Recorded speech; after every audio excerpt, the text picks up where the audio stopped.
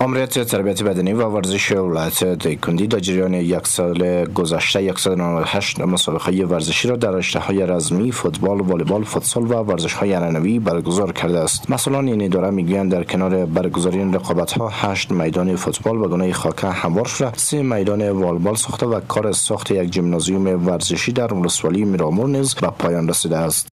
198 مسابقات رزمی، غیر رزمی از فدراسیون ها، والیبال، فوتبال، فوتسال تمام شد، در مجموع شده 198 مسابقه که جمله 53 دانه دور فوتبال بوده و 29 دور مسابقات فوتسال گرفته شده که دقیقاً هم مرکز و ولسوالی ها گرفته شده. والیبال 23 دور گرفته شده در ولسوالی ها، مرکز، قریه ها و قصبات و بازی عنعنوی 41 دور گرفته شده که سنگ پرتاب است و رسمان کشک است و سنگیرک است و دیست پالوانی است و همه چیزا مربوطی عنعنوی میشن.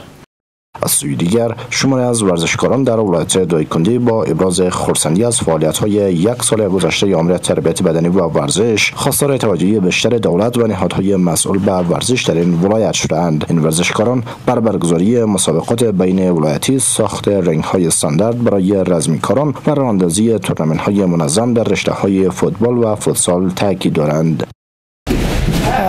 رضایت ما از ماموریت تربیت بدنی و ورزش در ولایت دایکنی خوب است. تا جایی که توانشان باشه در قسمت ارائه خدمات در ورزشکارا، خاصا ورزش‌های رزمی ارائه میکنن. دایکنی چندین بار مسابقات فوتسال و فوتبال و فایدای رزمی برگزار شده و ما راضی هستیم.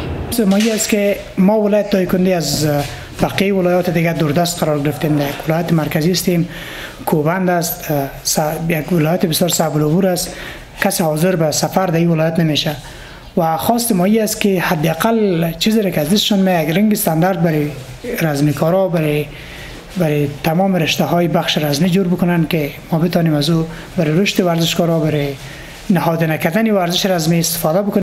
بر بنیاد معلومات ماموریت تربیت بدنی و ورزش دایکنی در حال حاضر 13 کلب رزمی، 3 کلب فتنس و 6 ژیمنازیوم ورزشی در این ولایت فعالند.